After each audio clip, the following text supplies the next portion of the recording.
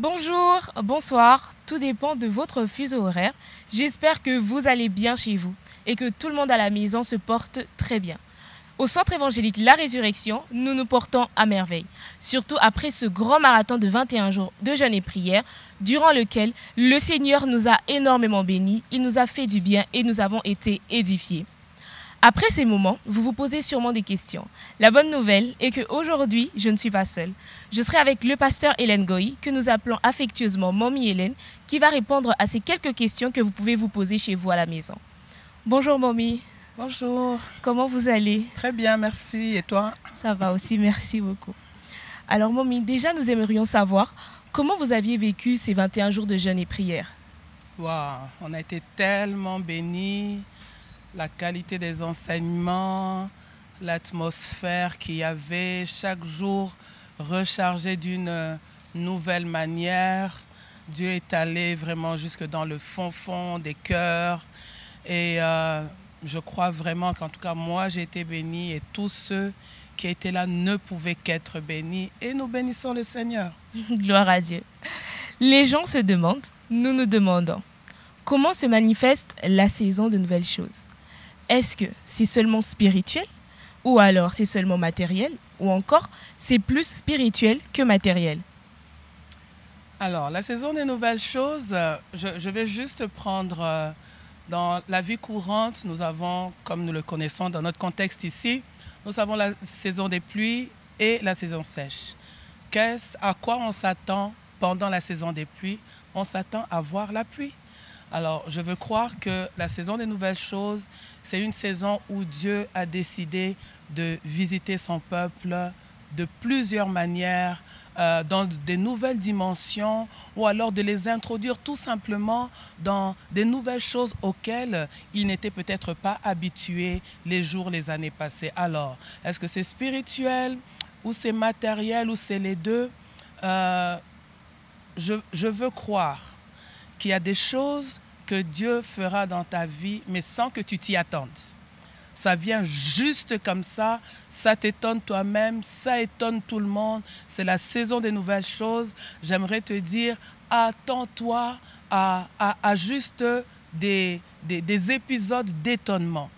Mais je crois aussi, alors ça je le dis parce que nous le savons, la Bible dit que ce sont des choses que tes yeux n'ont pas vu, ton oreille n'a pas entendu, tu ne les as même pas sentis monter au-dedans de toi, mais Dieu les a réservés pour toi. Ça veut dire que Dieu t'a tout simplement étonné.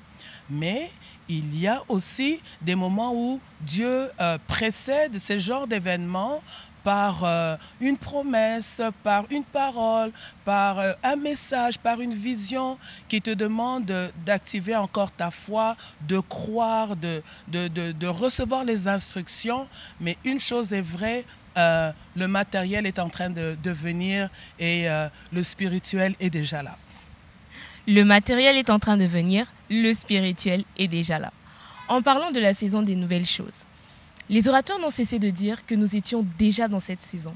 Mais il y a des gens qui vivent les mêmes réalités, les mêmes difficultés et les mêmes challenges. Et ils se demandent, est-ce qu'ils sont réellement entrés dans la saison des nouvelles choses?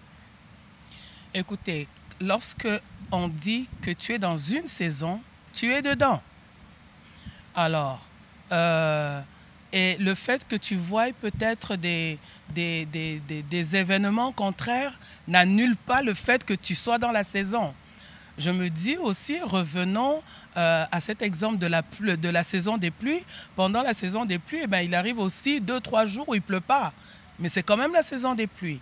Alors c'est juste pour nous dire à chacun d'entre nous, surtout n'écoutez pas le mensonge de l'ennemi. Le diable viendra toujours vous rappeler ou bien vous démontrer et vous convaincre que regarde, tu es dans cette saison, mais comment ça se fait que ton enfant est tombé malade? Justement, la maladie de l'enfant vient confirmer que tu es dans la saison de la guérison parce que la guérison est en train d'arriver.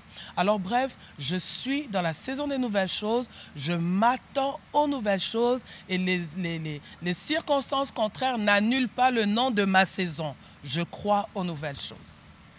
Nous croyons aux nouvelles choses. Les circonstances contraires n'annulent pas le nom de votre saison. Au Centre évangélique La Résurrection, le thème des 21 jours est le thème que nous exploitons durant l'année suivante. Mais cette année, Daddy a dit que nous allions exploiter lors des 21 jours, saison des nouvelles choses, au lieu d'outre neuves pour faciliter la compréhension de tous. Mais alors qu'il y a des gens qui ont juste suivi les 21 jours, ils veulent savoir, c'est quoi, avec un peu plus de détails, une outre neuve? Et en cette saison, qu'est-ce que Dieu attend des outre neuves? Alors, on nous l'a présenté depuis le début des 21 jours, la première semaine, la deuxième semaine. Une outre neuve, c'est une personne qui est disposée à être l'instrument de Dieu. Ce matin, j'entendais encore dans la prédication que l'outre, elle contient un liquide, on va dire le vin, mais qu'elle-même ne va pas consommer. C'est-à-dire que tu te disposes, Dieu te remplit pour les autres. Une outre neuve, c'est une personne qui se laisse, qui se laisse utiliser par Dieu, qui se laisse remplir par Dieu, qui dit tout simplement à Dieu, qui se consacre pour les intérêts de Dieu et qui dit tout simplement à Dieu, tu peux passer par moi pour la bénédiction de ma génération. Et je crois personnellement que c'est ce à quoi Dieu nous attend aujourd'hui et si nous le sommes, l'Église est bénie. Le Congo même aussi est très béni. Si nous sommes des outre neuves, le Congo est béni. Alors, Mommy, nous sommes dans une saison. Il arrive que certaines personnes ratent leur saison, que certaines personnes passent à côté de leur saison. Est-ce qu'il est possible de rattraper cette saison? Ou en d'autres termes, ce que je dirais, pour une outre neuve en cette saison, si elle ne se renouvelle pas ou si elle ne fait pas exactement ce qu'elle est censée faire dans sa saison et qu'elle la rate, serait-il possible pour elle de se rattraper après? Vous savez, ce que j'aime de Dieu, c'est que Dieu il est tellement patient que dans sa patience, il nous donne toujours la possibilité de saisir les opportunités et aussi de nous rattraper. Pendant ces 3 semaines, on nous a enseigné, on nous a dit, quand une outre devient utilisée, elle devient vieille, il y a un processus par lequel elle peut redevenir utilisable. Et c'est ainsi qu'elle passe par l'eau et elle passe par l'huile et elle redevient utilisable. Il y a une parole que je pense que c'était le docteur Don Yves a dit. Il a dit, Dieu ne va pas te jeter. Dieu ne va pas te jeter, mais il ne faudrait pas non plus abuser de la patience de Dieu. En fait, c'est ce que je veux dire. C'est-à-dire, Dieu, il a toujours des occasions qu'il va nous donner.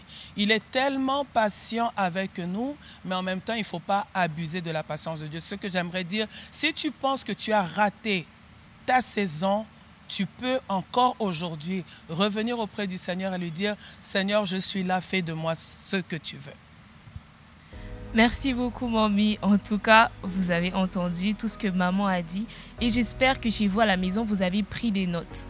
N'oubliez surtout pas que vous pouvez revenir suivre les prédications sur les pages Facebook et YouTube, mais encore aller revoir ce que vous-même vous aviez écrit. Sûrement, l'Éternel vous avait parlé lorsque vous étiez en train de noter et vous verrez que vous êtes vraiment entré dans votre saison.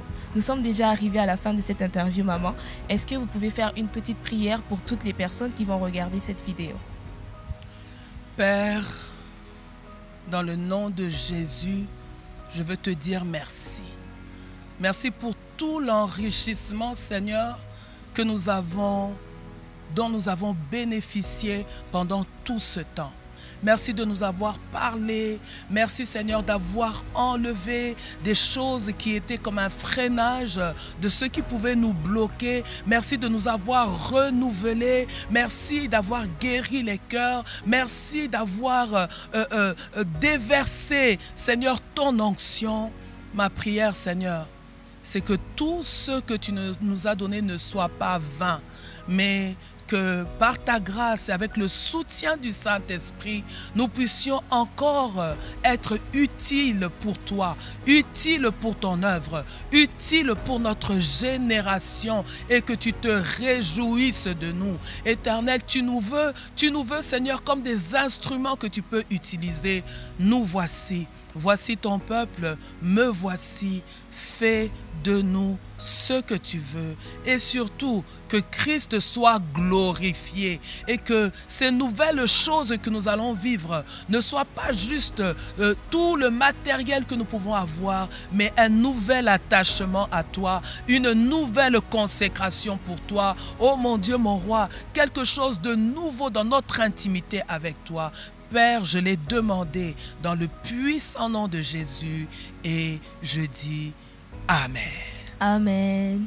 Merci beaucoup, maman, d'avoir répondu à notre invitation. Merci. Nous avons été édifiés et je prie que chacun de nous puisse prendre sa part afin que nous puissions réellement être des outres neuves comme le Seigneur le veut. Merci beaucoup et que Dieu vous bénisse. Amen.